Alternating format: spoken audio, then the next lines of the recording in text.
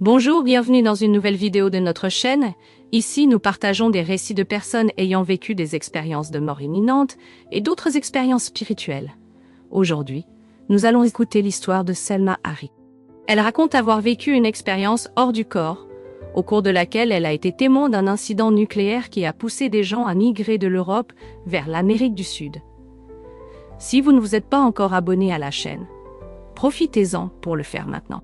Activez la cloche de notification pour rester informé de chaque nouvelle vidéo. Écoutons maintenant le récit de Selma. Je m'appelle Selma, mais j'écris sous le pseudonyme de Selma Hari. Ma vie a commencé à changer de manière significative lorsque j'ai commencé à avoir des expériences intenses et profondes de projection astrale au début de 2022.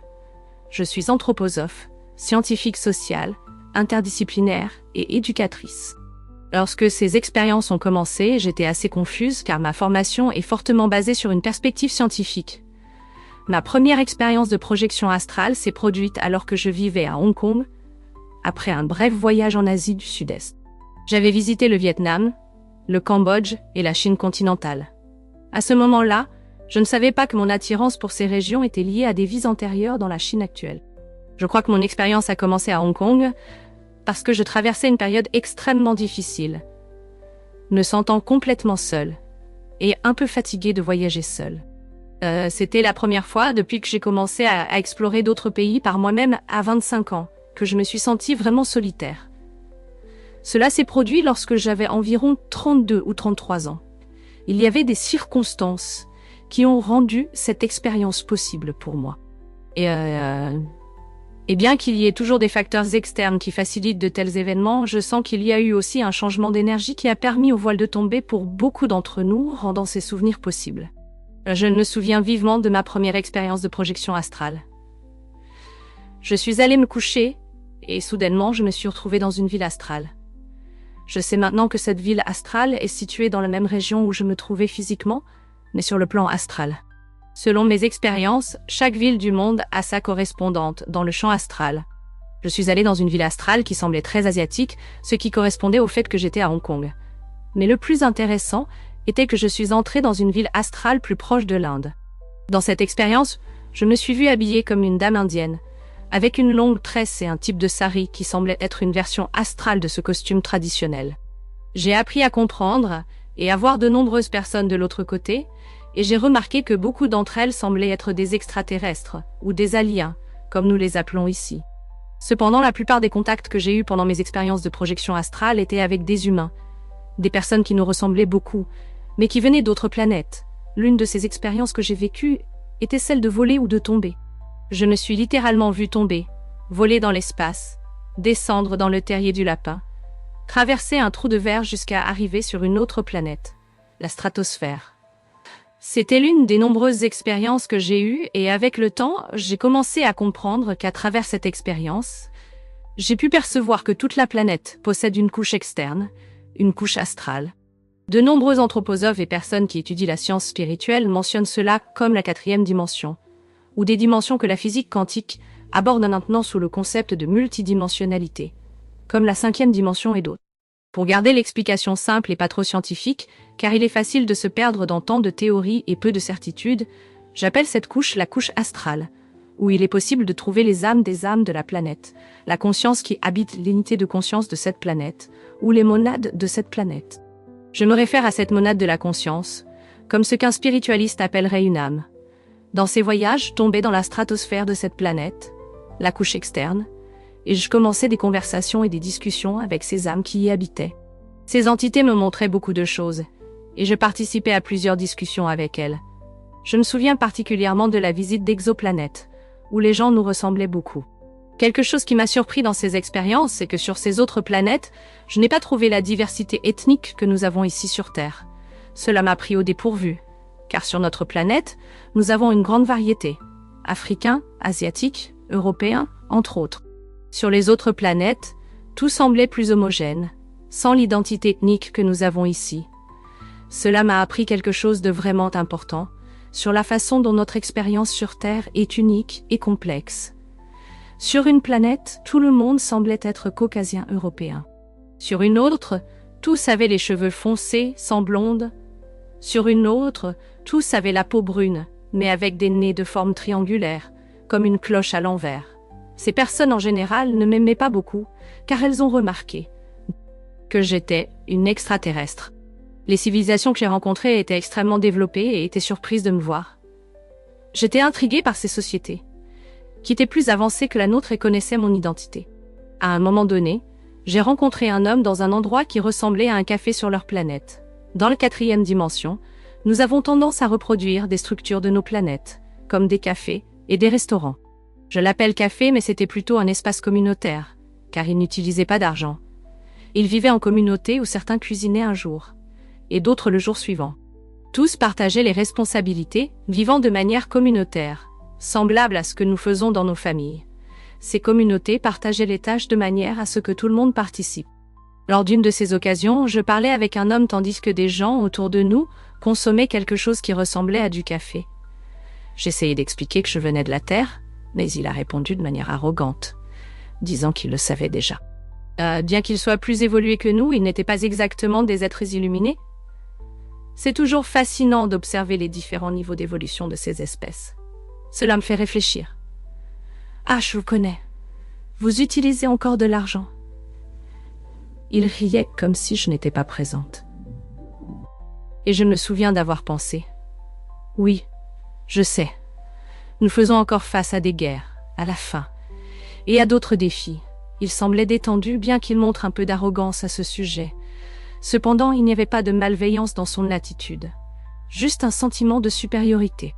Oui, nous sommes encore à un stade relativement primitif sur Terre par rapport à eux. L'endroit était tout simplement merveilleux. Une planète incroyablement verte, où les gens vivaient en parfaite harmonie avec la nature. Je peux affirmer que cette civilisation avait une mentalité de 5e dimension. Certaines personnes demandent si, pour accéder à la 5e dimension, il est nécessaire de quitter nos corps physiques. D'une certaine manière, oui. Car la conscience entière se déplace vers la 5e dimension. Cependant, lorsque nous parlons de l'ascension des planètes, cela ne signifie pas que la Terre s'élèvera dans l'astral de la 5e dimension. La transformation se produit en nous. C'est notre mentalité qui évolue vers la vibration de la 5e dimension. Lorsque la planète Terre accédera à la 5e dimension, nous ne deviendrons pas seulement des esprits ou des consciences. Nous n'avons pas besoin de mourir physiquement pour que cela se produise. Notre mentalité est ce qui s'alignera avec la vibration de la 5e dimension. Ce sont des concepts comme la durabilité, la vie communautaire et la construction d'un paradigme socio-économique en harmonie avec l'environnement. Dans la 5e dimension, la vie est parallèle, sans passé, présent ou futur. Dans la 4e dimension, il y a encore une certaine linéarité, mais dans la 5e dimension, le temps tel que nous le connaissons n'existe pas. Quant à l'origine de ces extraterrestres, je dois admettre que je n'en suis pas absolument certaine. Cependant, je sens que j'ai rencontré leurs monades de conscience et leurs âmes, ce qui pourrait les situer entre la 4e et la 5e dimension. Peut-être ai-je rencontré des êtres de dimension encore supérieure, mais je ne saurais dire exactement lesquels, car je n'ai pas demandé. Dans certaines expériences, j'ai pu sentir de manière très tangible que j'interagissais avec des consciences vraiment avancées, des civilisations développées, et des êtres qui étaient probablement astraux et non physiques. Ces êtres seraient dans les dimensions supérieures. Curieusement, le nombre 7 est apparu pour moi fréquemment depuis ces expériences, comme si quelqu'un m'envoyait des informations directement. Depuis 2012, j'ai commencé à voir ces expériences de manière plus intense, bien que j'en ai déjà eu quelques-unes auparavant, mais pas de cette manière. Je reçois le nombre 7, ce qui me fait penser que certains des êtres avec qui j'ai été en contact, ou même les personnes avec qui j'ai parlé, pourraient être de la 7e dimension. Je parle d'une conscience extraordinaire, où la communication se fait de manière télépathique. En fait, à partir de la 4e dimension, la communication télépathique est possible. Cependant, avec certains types de conscience, l'énergie est si différente que leur vibration est presque hypnotique. Je suis encore en train d'assimiler tout cela, mais je suis extrêmement curieuse. Alors je continue à poser toutes sortes de questions. Curieusement, je n'ai pas demandé de quelle dimension ils étaient. Mais quand ils ont mentionné Saturne, j'ai pensé, Saturne n'est pas habité. Au lieu de leur permettre de me donner plus d'informations, j'ai commencé à questionner intensément, pensant, attendez une minute, Saturne n'est pas habité. Mais peut-être êtes-vous d'une autre dimension de Saturne. La dame avec qui je parlais a souri comme pour dire, Vous avez compris. Ils essayaient de me dire qu'ils étaient de Saturne, mais pas du Saturne tridimensionnel, mais d'une dimension supérieure. Et encore une fois, j'ai reçu le nombre 7, ce qui me fait croire qu'il pourrait être de la 7e dimension. J'ai réussi à assembler de nombreuses pièces en racontant ces expériences et je sens que c'est l'esprit, ou peut-être mes guides de lumière qui me transmettent des informations. Depuis que j'ai commencé à avoir ces expériences, lorsque je me connecte à l'énergie de quelqu'un, j'obtiens des informations détaillées sur la vie de une famille astrale qui vous entoure. Certaines personnes, lors d'expériences de mort imminente, décrivent ces êtres comme des anges ou des parents décédés qui aident à la transition vers une autre dimension. Dans mon expérience, j'ai remarqué que nous visitons beaucoup de ces villes astrales. Ces cités de lumière que je visite pendant mes rêves sont des endroits où nous passons du temps entre les vies, par exemple. Une fois, j'ai visité une ville astrale qui ressemblait à une Inde céleste, une Inde moghole. C'était absolument magnifique et éblouissant comme une Inde céleste. L'Inde physique semble n'être qu'une projection de cette réalité céleste. Apparemment, nous visitons souvent cet endroit entre les vies. Vous pouvez choisir. Capacidad de se alinear. Comas novas frequency vibraciones. A terra se tornará en lugar de paz e harmonia. Onde a almas que reencarnam-sao aquelas que escolheram evoluir et crescer espirituellement. Este processo de ascensão planetária é gradual e requer que cada de nós trabalhe em nosso próprio desenvolvimento espiritual. Assim, contribuímos para o bem-estar coletivo e para a elevação da consciência global. A transição para a quinta dimensão não é apenas uma mudança física, mas também uma transformação espiritual profunda que nos convida a viver de acordo com os princípios de amor, compassion et unidad. Alléluia. Allez dans une ville astrale de votre choix, qu'il s'agisse d'un endroit que vous connaissez déjà ou d'un nouveau, en fonction de la leçon que vous devez apprendre. Nous sommes toujours en processus d'apprentissage, tant ici que dans l'au-delà. La vision chrétienne suggère qu'après la mort, nous allons au ciel ou en enfer. Mais c'est une interprétation simplifiée. Le processus est plus complexe et moins dualiste. Lorsque les chrétiens parlent du ciel, ils se réfèrent à des villes de lumière astrale, qui sont célestes, belles et paisibles. En arrivant dans ces lieux, vous participez à des activités pour vous reposer de l'expérience terrestre. Après tout, nous avons tous besoin de repos après ce voyage, n'est-ce pas? Voilà. L'apprentissage continue également. J'ai découvert que beaucoup de ces villes astrales ont des endroits semblables à des écoles, mais sans horaire rigide. Vous y allez à votre propre rythme, participant à des conférences et à d'autres activités. Ces colonies astrales ressemblent à nos vies sur Terre, mais sans la densité et la négativité. Car là-bas, nous sommes des corps astraux. La principale différence est l'absence de poids physique. Il y a des hôpitaux d'énergie où vous êtes guéris énergétiquement par des mentors de lumière. Certaines âmes ont atteint un niveau de conscience plus élevé et ont développé des capacités de guérison. Ces âmes guérisseuses continuent à exercer leur rôle dans le royaume astral, tout comme elles le font sur Terre. J'ai compris que nous pouvons accéder à ces villes astrales à partir de la 5e dimension, parfois de la 6e, ou même de la 7e, selon notre niveau de conscience. La plupart de ces villes se trouvent dans la 5e dimension, car elles s'alignent mieux avec notre niveau de conscience actuel puisque nous ne sommes pas encore prêts pour des dimensions supérieures tant que nous vivons dans la 3e dimension. Dans ces régions astrales, nous nous guérissons, nous nous reposons et nous apprenons sur l'avenir de l'humanité. Dans la 5e dimension, le temps n'est pas linéaire comme nous le connaissons ici. C'est plus comme un nuage informatique où nous pouvons accéder à n'importe quelle période de temps que nous souhaitons. Par exemple, je peux revisiter une vie que j'ai eue dans les années 1500 en Europe, puis observer une vie que j'ai eue dans les années 1800 en Afrique, et ensuite une vie que j'ai eue au XVIIIe siècle en Chine en tant que voyante. C'est possible parce que dans la 5e dimension, nous pouvons avancer et reculer dans le temps, ayant accès à tous ces fichiers. C'est une expérience assez étrange car ce n'est pas linéaire comme sur Terre. Cependant, voir l'avenir dans la 5e dimension ne signifie pas qu'il soit gravé dans la pierre. Dans une vie passée, j'étais une voyante en Chine, ce qui explique ma connexion inexplicable avec l'Asie dans cette vie. J'ai vécu dans une ville où je semblais être la seule étrangère. Et cette attraction pour la Chine est due à cette vie passée en tant que voyante. De plus, J'étudie des symboles et le Woking, un système de divination chinois, et je ressens une familiarité inexplicable avec eux. La voyante en moi reste présente, car je lis des cartes de tarot depuis mes 20 ans, bien avant de connaître cette vie passée. J'ai aussi été scientifique et néo-terroriste dans des vies passées, ce qui me pousse à chercher un équilibre entre ces expériences dans la vie actuelle.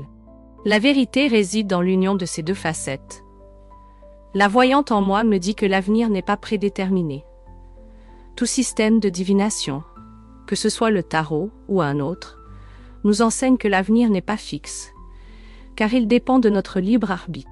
Si vous décidez de faire quelque chose aujourd'hui, même si vous ne l'avez pas planifié hier, vous modifierez inévitablement votre avenir. Ce changement est aussi simple que cela.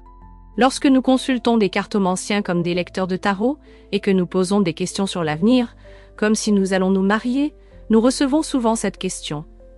Un lecteur de tarot sérieux, par exemple, abordera la question de manière pragmatique en disant « Lisons pour l'année prochaine et voyons si vous rencontrerez quelqu'un. » C'est parce qu'on ne peut pas prédire le reste de la vie, car l'avenir n'est pas gravé dans la pierre.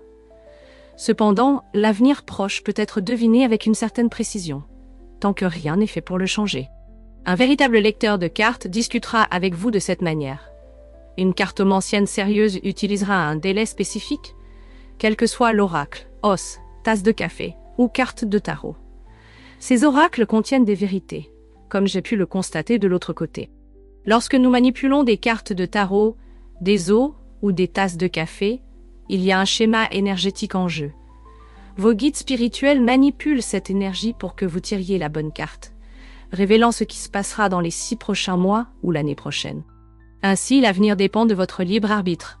Dans mes visions futures, je vois la planète s'élever vers la 5e dimension, devenant un corps régénéré. La Terre, comme une planète en processus de régénération, se remettant d'événements passés. Dans plusieurs de mes vies futures, la population a considérablement diminué. Cela se produit parce que les âmes de vibration plus basses seront écartées et ne pourront plus se réincarner ici, car elles ne seront pas en mesure de s'aligner avec les nouvelles fréquences vibratoires. La Terre deviendra un endroit de paix et d'harmonie, où les âmes qui se réincarnent sont celles qui ont choisi d'évoluer et de croître spirituellement. Ce processus d'ascension planétaire est graduel et nécessite que chacun de nous travaille sur son propre développement spirituel. Ainsi, nous contribuons au bien-être collectif et à l'élévation de la conscience globale. La transition vers la 5e dimension n'est pas seulement un changement physique, mais aussi une transformation spirituelle profonde qui nous invite à vivre selon les principes d'amour, de compassion et d'unité. Syntonisation avec la fréquence d'une planète régénérée et élevée. Ces âmes devront poursuivre leurs expériences denses de 3e dimension ailleurs. C'est un sujet pour une autre vidéo, mais c'est pourquoi la population de la Terre diminuera substantiellement à l'avenir. Seules les âmes compatibles avec la 5e dimension resteront. J'ai demandé à l'esprit pourquoi je vois la planète presque comme si elle recommençait, avec de nouvelles sociétés émergeant de manière si distincte. Je perçois une planète tournée vers la science et la technologie, avec des êtres humains futurs dédiés à la science, à la technologie, aux arts, à la culture et à la musique. D'abord, la science et la technologie, suivies par les arts et la création de nouvelles architectures. Je vois des gens développer de nouveaux types d'architecture, des sociétés durables et engagées dans la création et l'innovation. Dans les prochaines années, nous assisterons à de grandes avancées scientifiques. La science nous offrira des découvertes impressionnantes. La théorie des cordes, par exemple, sera prouvée, tout comme les ondes gravitationnelles d'Einstein ont été vérifiées il y a quelques années. J'ai demandé à l'esprit si nous nous remettons d'une catastrophe nucléaire. Ce que j'ai reçu était une forte possibilité d'un petit incident nucléaire, avec un certain déplacement de population. J'ai vu des gens migrer de l'Europe vers l'Amérique du Sud. Bien qu'un incident nucléaire soit préoccupant, même s'il est petit, l'humanité survivra. Nous sommes résilients comme des cafards, et nous trouverons toujours des moyens de nous régénérer et d'apprendre. Cet incident possible peut être évité, selon les décisions prises par les dirigeants mondiaux. Dans toutes mes vies futures, la planète s'est rétablie et régénérée. S'il est nécessaire de passer par là pour évoluer en tant que société, qu'il en soit ainsi. Bien que je vois cet événement comme évitable, des conflits mineurs peuvent survenir dans les prochaines années. Cependant, une grande guerre mondiale ne semble pas probable. L'humanité a déjà appris cette leçon. Mon message est que nous sommes en transition. c'est la transition définitive. Ce que beaucoup de textes religieux appellent l'Apocalypse, la mauvaise nouvelle est que nous vivons l'Apocalypse. La bonne nouvelle est que ce n'est pas la fin de tout, mais la fin est le début du nouveau. L'ancien doit s'effondrer pour faire place au nouveau. Nous avons un rôle important, étant au centre de cette transition. Malgré les difficultés, croyez que ce que nous faisons maintenant est d'élargir notre conscience, même si cela semble être seulement de la survie, et payer des factures. Si vous regardez des vidéos comme celle-ci, vous travaillez à élargir votre conscience. Alors qu'avez-vous pensé de cette incroyable histoire? Laissez votre avis dans les commentaires. Envisagez de soutenir notre travail en faisant un don de n'importe quel montant. La clé Pixie est dans la description de la vidéo. N'oubliez pas de vous abonner à la chaîne. Activez la cloche de notification pour être averti de chaque nouvelle vidéo. Portons à plus de gens l'espoir qu'il existe une vie au-delà de ce que les yeux peuvent voir.